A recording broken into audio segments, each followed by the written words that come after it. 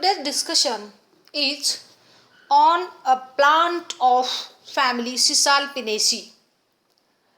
This family consists of 152 genera and 2800 species. And Bauhinia purpurea, it is one of the member of family Cisalpinaceae.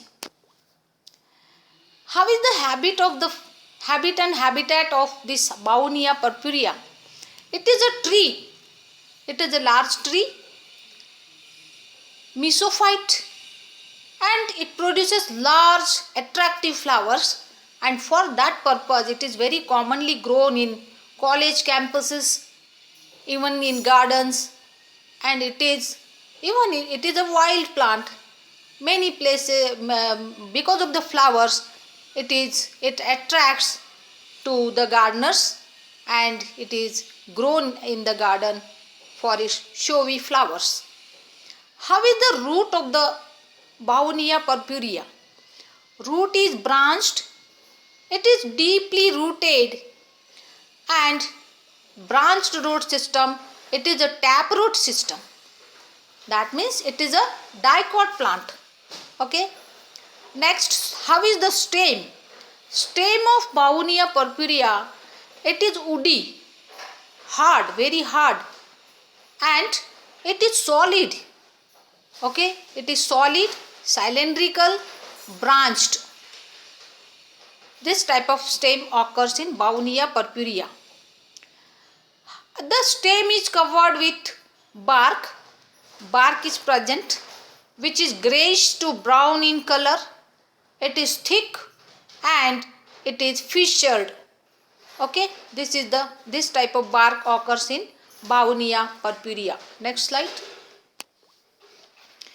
This is the plant of Bauhinia purpurea. It is a tree with a very beautiful flowers. Here pink flowered flowers are there in the photograph, and this is a Bauhinia purpurea from the campus of college from Aurangabad. Next slide. This is the leaf of the Bauhinia purpurea. This is the leaf. It is a simple leaf. It is called simple leaf because it is having a lamina and petiole. Only two things are there. What is petiole? Is the stalk-like structure. Stalk of the leaf is known as petiole. And upper lamina, which is bilobed. How is the shape of the leaf? It is described as bilobed. Two lobes are there. Okay. And it is suborbicular shape. Its shape is suborbicular. Bipartite leaf. It is also described as bipartite. In some books it is described as bipartite or bilobed leaf. It is a green colored leaf. The leaf is having petiole. Hence the leaf is described as petiolate. And the petiole is of pulvinal type. And how is the venation? Venation of leaf. Leaf venation is reticulate or multicostate or palmate. And how is the phyllotaxy? What is phyllotaxy? Arrangement of the leaves on the stem, that is called phyllotaxy. It is alternate phyllotaxy. The leaves are arranged alternately on the stems and branches of the tree. How is the margin of the leaf? It is the entire margin because it is in continuation. It is not toothed. So it is entire margin. Base of the leaf is auriculate, somewhat deeply notched. Such leaf base is described as auriculate, and apex is a cleft. Cleft formation is there. Because of the cleft, the leaf appear bilobed. Okay. And at the base of the leaf, a small leafy structure is present, which is known as stipule. When the stipule is present in the leaf, such leaf is described as stipulate leaf. The stipule is linear, somewhat elongated, pubescent. Next slide. That multicostate reticulate palmate venation means what? In the leaf, see carefully in the photograph that there is no single distinct main vein. Main vein, there are many veins. There is no distinct midrib. every leaf is having in dicot plant mostly a single vein is more distinct and other veins are secondary, they are smaller. But in this case the main, there is not a single vein is distinct, there are many veins are distinct. Therefore it is described as multicostate reticulate palmate venation. Okay, venation, form of venation is palm like. Okay, there is no distinct midrib. The leaf consists of many major veins, very important. There are many distinct veins in the leaf originated from the base of the leaf. There are two types of reticulate, multicostate reticulate or multicostate palmate venation. Okay, it is described as multicostate reticulate venation or reticulate palmate venation. Both the names are for the reticulate palmate type of venation in the leaf. Next, this is a raceme type of inflorescence. Many times I had described raceme. Raceme type of inflorescence occurs in this plant. Next slide, this is a flower. See the details of flower in the photograph. It has a stalk-like structure and androecium, gynoecium, calyx, corolla, all the parts are present here. Therefore, it is a complete flower.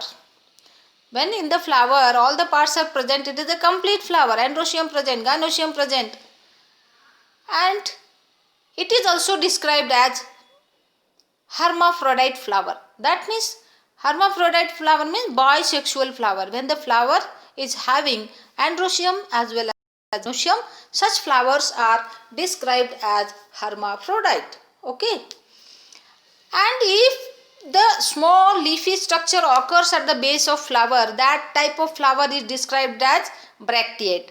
But that type of any bract is absent in this plant. There is no bract at the basal region of the flower. Therefore, such flower in taxonomic language it is described as ebracteate. This flower is ebracteate flower. Stalk is present to the flower, therefore it is a pedicellate flower. And when you divide this flower into two equal parts, it is not possible because there is petals are small, some petals are smaller, some petals are large in size. A different arrangement is there, and such flower we cannot divide into two equal parts. Such flower is described as zygomorphic flower, or it is also described as asymmetrical flower. Okay, and sexuality of the flower, that means the androecium male part of the flower, gynoecium female part of the flower, both are present in the flower. Therefore the flower is bisexual. Bi means two. Okay, how is the ovary? Ovary is superior. Why it is called superior ovary? Because the calyx, corolla lobes means petals, and stamens, they are originated from the base of the ovary. Such ovary is described as superior ovary. And here thalamus is absent. Thalamus is absent. We have seen in Annonaceae family, in the flower thalamus was there, but in this flower, this is the flower of Cisalpinaceae, the thalamus is absent. Okay, and color of flower is light pink color. Next slide.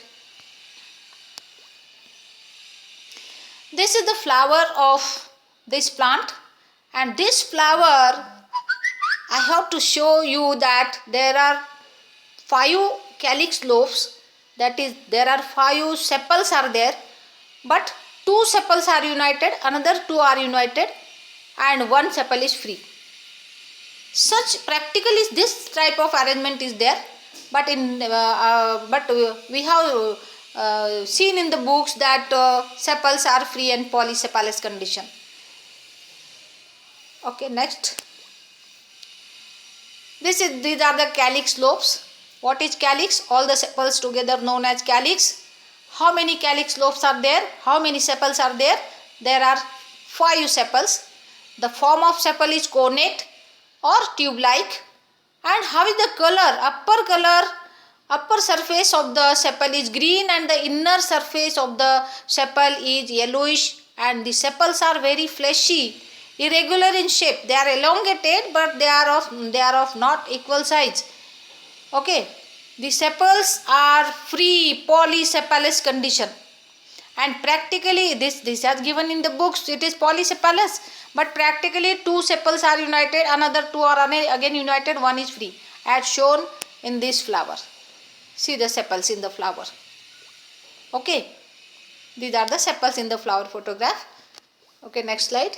These are sepals, calyx just described. Next slide. Corolla. Corolla, all the petals in the flower together known as corolla. Okay, number of petals, how many petals are present there? See in the photograph, there are 5 petals, but all the petals are not similar in size and shape. They are somewhat clawed and sub-equal petals. Such petals, they are unequal in size, oblong, obtuse, long, oblanceolate type of petals. Claw is there, clawed petals. As we have seen in the clawed petals are seen in the family Cruciferaceae flower. But this is the member of Cisalpinaceae. Its petals are also clawed. Okay, color of petal, how is the color? Light pink color. How many orals of the petals are present in the flower? Only one. The petals are free or united? The petals are free. If the petals are free, then it in taxonomic language it is described as polypetalous. Okay, and aestivation. How is the aestivation? How is the arrangement of petals in the flower, in the corolla? That is ascending imbricate aestivation. Ascending imbricate aestivation occurs in this flower. Okay. Next. This is the androecium and gynoecium. Both parts are shown in the photograph. Androecium, it is the male part of the flower which consists of stamens, and gynoecium, it consists of female part of the flower. It consists of ovary, style and stigma. When in the flower androecium and gynoecium both are present, such flower is described as bisexual or hermaphrodite. And in this photograph, at the basal region, small hair-like structures are grown. These hair-like structures are the sterile staminodes. These are the sterile staminodes. Next slide. There are 10 stamens are present in the flower. Out of 10 stamens, only 3 stamens are fertile as shown in the photograph, and remaining stamens, 6 to 7 stamens, sometimes 4 stamens are fertile and 6 are sterile. The sterile stamens are known as staminodes. In this case, the staminodes are highly reduced and they are hair-like, they modified to hair-like structure, and these are the sterile staminodes, and they are present at the basal region, just above the basal region of the androecium. Okay, this hair-like structure, these are the staminodes, and these are straight and hair-like. Okay, staminodes are straight and hair-like. There is no anther seen in the staminodes. Okay, and this stalk of the anther is known as filament. Stalk of the anther, it is a filament. It is a long, and in this case it is curved as shown in the photograph. It is curved, and the stamens are free or fused. How are the stamens here in this flower? They are free. If the stamens are free, they are described as polyandrous condition. Polyandrous. Okay, stamens are free. And how is the attachment of the anther to the filament? Subdorsifixed. When the filament is attached to the dorsal surface of the anther, but the attachment is not at the exactly center of the anther. Therefore, it is subdorsifixed attachment. It is the attachment of anther is subdorsifixed, and anther is dithecous, two-celled, and how the dehiscence of the anther takes place at maturity after complete development of pollen grains into the anther lobe. And naturally the anther lobe split open by a longitudinal slit. Therefore the dehiscence of anther is longitudinal. Next slide. This is the gynoecium. It is the female part of the flower. Style is curved. See in the photograph, stigma is small and peltate. Position of ovary is superior. Ovary is having stalk-like structure, stalked, velvety. It is velvety stalk, velvet-like outgrowths are there. And carpels are one. In the ovary, only one carpel is there. Therefore, it is described as monocarpellary ovary. How is the placentation? Means attachment of the ovule. What is placentation? Attachment of the ovule. Attachment of the ovule in this case is marginal. Pods are formed. We have seen in the gardens. Pods are formed, and therefore the marginal placentation is there. Ovary is superior. Already I discussed. Next slide. How is the fruit? It is a pod. It is a large size pod. Initially it is green, but later on gradually it turns dark brown in color, and it consists of seeds. The seeds are very hard, woody seeds, wood-like, hard and compressed, suborbicular in shape and flat, somewhat flat. Next slide. Thank you very much. Save trees, save earth.